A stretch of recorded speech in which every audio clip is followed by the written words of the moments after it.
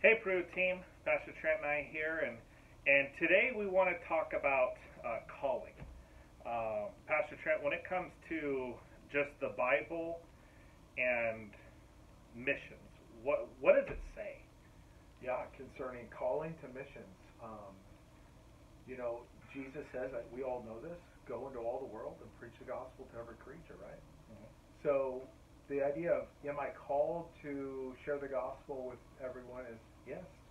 Every single Christian is called to do that. Concerning, a short-term missions trip to Peru this summer, besides it's going to be absolutely amazing. Yep. I mean, it's just going to be like, if listen, if you miss out, well, you're going to miss out, right? Yeah. I mean, it's going to be great. Um, you know, unless the Lord is like saying, no, don't go, He's already said go, right? Yeah. Go. This is a commandment of Jesus. Go into all the world and preach the gospel. Your church, is offering an opportunity for you to fulfill God's word. So unless God just says, no, this is not a trip for you, I would say absolutely you're called to go. For I sure. mean, why wouldn't you? Yeah. And sometimes it's not an audible voice. Right. It could be simply as something as God putting it upon your heart. Right. Like the desire to go. Like, I want to go. And that could be the Lord speaking to your heart that you're to go. Okay, so now God speaks. He puts the desire in our hearts. Where He guides, He's gonna provide, right? Right. Right. But what's our responsibility, and how do those two things fit together? Yeah, well, that's a great question, Mike.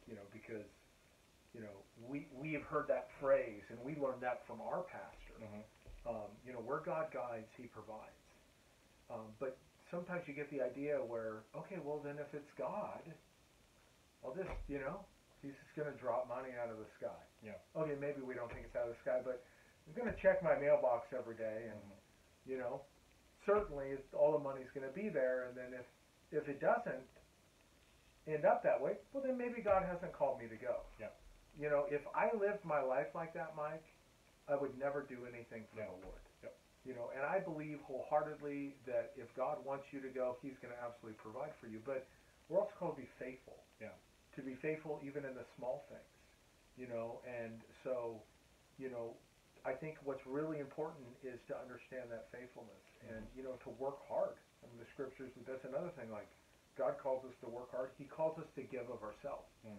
So this isn't like a free ride. And this is a time to go from being a kid to moving towards adulthood. Yeah. This is a time to grow up, as we would call it. Mm-hmm. And, part of growing up is like, okay, man up or woman up, Yeah. right?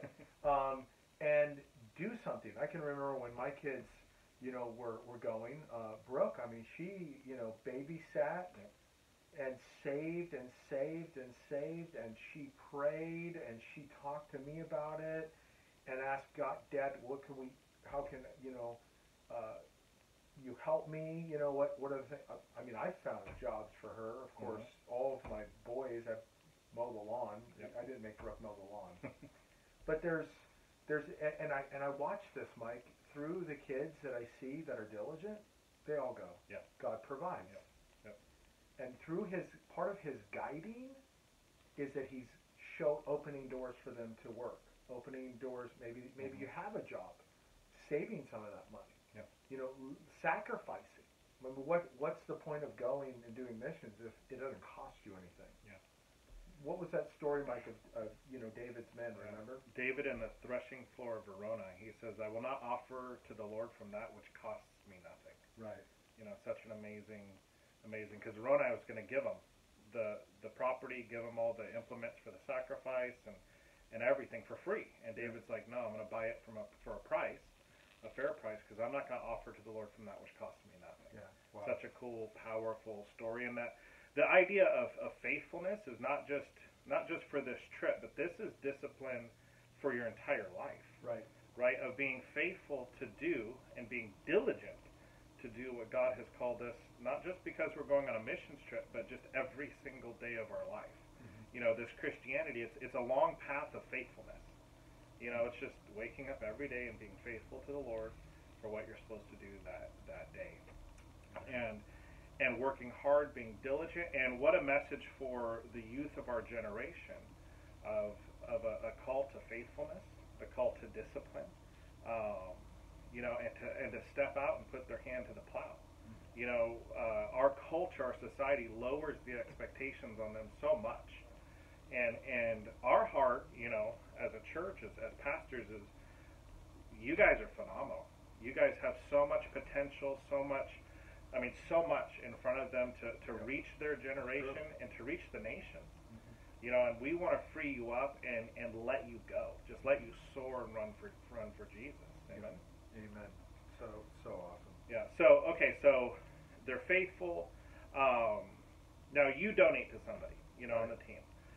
What's your expectation as a donor? What should they do?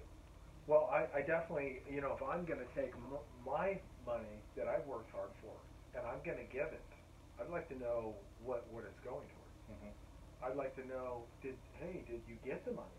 Yeah. Sometimes, someone will donate to you, you say nothing to them, you're grateful, but you never communicate that. And that's something that we all need to learn to do better.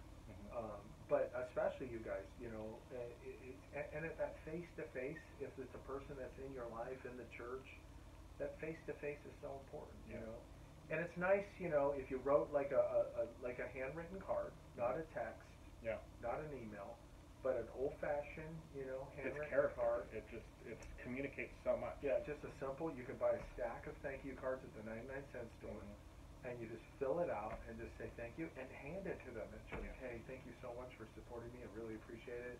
And just hand them the card. Yeah. Listen, next time it comes around, or even as because we have a long time before Peru.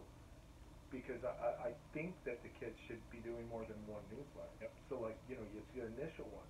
Hey, next month do a kind of an update. Hey, I've been able to save such and such amount of money. And just repeat that. Yeah.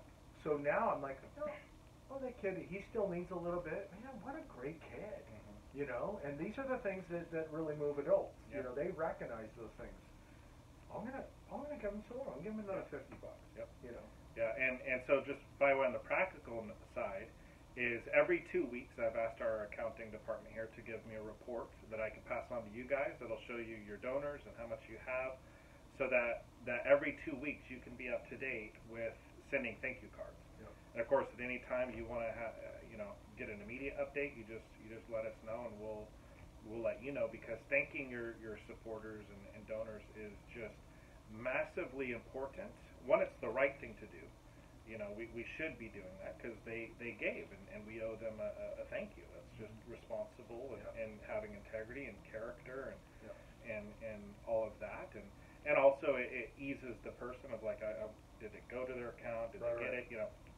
All of those things. It just has benefits all the way around. So we're going to be providing, at least every other week, an update for you guys so you can be on course. We can help you be accountable to making sure that you're reaching your goals. That's great. And all of that. So, any last words? Yeah, just once again, I'd say that, if you're faithful to do these things, you're gonna go. Yeah. I mean, I totally believe that the Lord is going to provide, because He's guiding you to go. He's also guiding you right now through this video. Here's your pastor saying, hey, this is what you want to do. So he's guiding you to work. He's guiding you to put money away. He's guiding you to write newsletters, to talk to people. And the only thing I would add from our last video is I had mentioned in that video it's important to give people those letters, those newsletters, to hand them to them. Yeah. So, nothing wrong with emailing them. That's wonderful. But follow it up with actually a printed one and hand it to them, especially those in our church. Yeah. So I'm committed to, encourage our body to get behind you guys. Sunday morning, I did that. During the tithes and offerings, when I usually pray for those, I shared a little bit about giving, the difference between giving and tithing for the adults. And I said, hey, we've got kids that are going to Peru. We want to, as a church, support them. So I encourage them to do that. So it's going to be on their radar. Mm-hmm. So we're trying to do everything we can to help you guys to get there. You need to do your due diligence.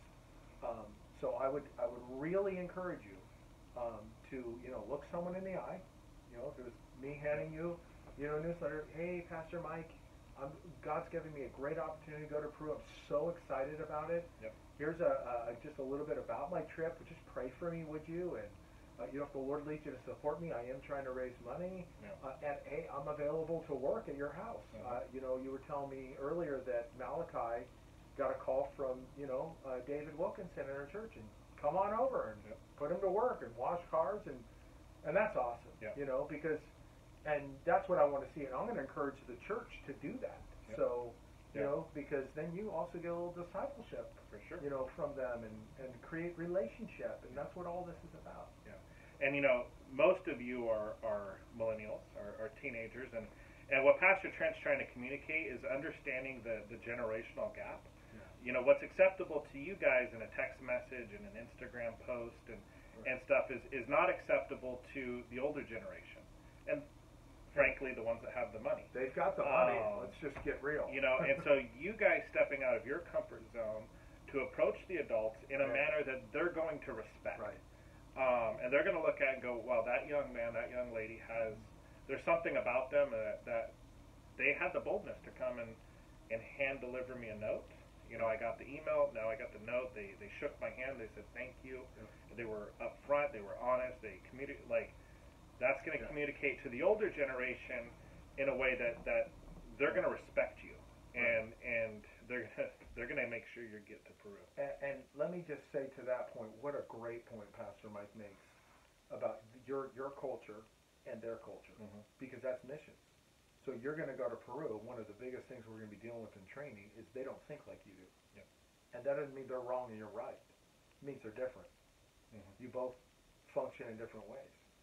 So this is a great little baby step of learning how to be cross-cultural. Yep. And you want to enter into their culture. This is how they work. This is what means something to them. So meet them where they are. And when you go to Peru, we're going to be doing the same thing on a little bigger of a jump. But what a great training. Get outside of yourself. Like, whoa, if they don't read a text, they're just old. Yeah. Okay, they might be old. They are old. So you can not get supported and stay home while everyone else goes to Peru. Yeah. You got to just humble yourself and just try to enter into their world. And that's mission. Yep. Amen. Well, we love you guys, praying for you, and we'll see you next time. See you later.